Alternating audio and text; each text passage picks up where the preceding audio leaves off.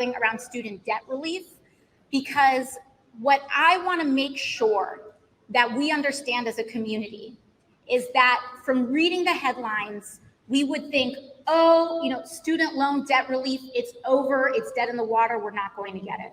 And so I want to communicate how important it is to say that is not true. We are going to fight for student loan debt relief. We have a backup plan. We can do it. We can pursue it. We will not take no for an answer. There are sometimes in this work where, as much as there are things that we want to communicate everything publicly in real time, sometimes due to the sensitivity around situations, we're not always able to. But I can share with you all now that even in the weeks and days leading up to the ruling, I and several other members of the House of Representatives were in the White House negotiating with the Biden administration about a plan B. We were very, very adamant in saying, if the court overturns this, we want to make sure that we don't take no for an answer and that we identify every alternative route, and that route be ready to go on day one within hours of a ruling coming down. And I'm very happy to say that we made some steps along that.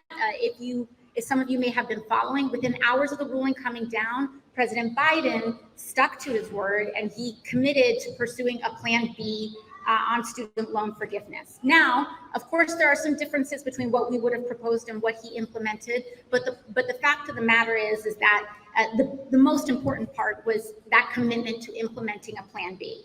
And so I want to communicate with you all about what this is going to look like so far, and also some of what we're continuing to push on the administration to implement. So from the big debt limit fight that you all may have been hearing in the news, where Republicans held the entire US economy hostage in exchange for a whole bunch of things that even they couldn't identify, to be honest. One of those things was that they forced a restarting of the student loan payments around September 1st. So that was kind of baked in already from the debt limit deal that Republicans had forced. So what is going to happen is that, yes, student loan repayments will technically begin on September 1st. However, part of what we're doing here is that what was struck down by the Supreme Court was not what President Biden did specifically, but how he did it. He implemented student loan forgiveness through a program through a legislation known as the HEROES Act, which was during the pandemic. We have been pushing on him to use the Higher Education Act in order to forgive the student loan forgiveness. So we always felt like that should have been plan A, but then that makes it an even better plan B, because that's what we wanted to do the whole entire time. And so we're going to use the Higher Education Act, but that's going to take some time to come online. So what President Biden is doing is that he's implementing a 12-month on-ramp period. So these payments technically start on September 1st, but if you miss a payment, it will not go to a credit reporting agency. Your credit will not be dinged if you miss a student loan payment. Your credit will not be dinged if you're late. Nothing will happen in that department if you miss a student loan payment in the next 12 months. However, what will happen, and this is the part that we're kind of pushing back on the Biden administration on, is that interest will start to accrue on September 1st. And so what we are proposing is to freeze interest and maintain 0% interest on student loans for the next 12 months, at least, minimum. I don't believe that there should be interest, period, but we'll start there. And so that's one of the big major pieces. Now, I also want to zoom out a little bit because some people very rightfully bring up the point of, well, what happens when we wipe this debt and people still need to take out these huge loans to go to college? And I just want to make sure that we're looking at this in the bigger picture, because in the bigger picture, what we should be doing is wiping out student loan debt and implementing tuition-free public colleges and universities so that people don't have to go into debt to get an education again. That is how we actually solve this problem once and for all. And if you want to, if we have tuition-free public colleges and universities, which we once had, by the way, if we have that, then the option to attend a private university and take on that debt, that's a separate option. But everybody should have the ability to pursue higher education free of cost in order to maintain competitiveness in today's economy, period. So I wanted to make sure that we explained what that Plan B looks like.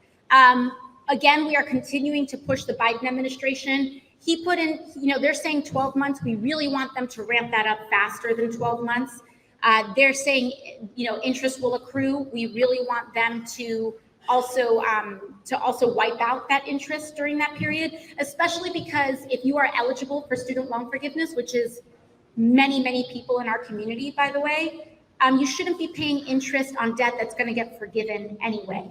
And so, you shouldn't be paying interest, period, but especially in those cases, I think it's really important that that people don't get kind of shortchanged in that way. The other thing with respect to student loans is that the income-based repayment program is changing. It's changing for the better. So it used to be the case that 10% of your discretionary income had to go to that income-based repayment if you had that kind of student loan payment structure. That 10% has now been cut in half to 5%. And so that's going to be a big relief. And also, it's not considered for repayment. And that also means that if you're making $15 an hour, you will not need to make monthly payments at all under income-based repayment. So in addition to that, it decreases the repayment sunset period for borrowers with loans of less than $12,000 from 20 years to 10 years, which means that if you are a borrower with a loan balance, it will be forgiven after 10 years for each individual loan under $12,000. So those are some of the important changes and updates that were announced in the last 1 to 2 weeks since the ruling. And we really wanted to make sure that you all had that information. So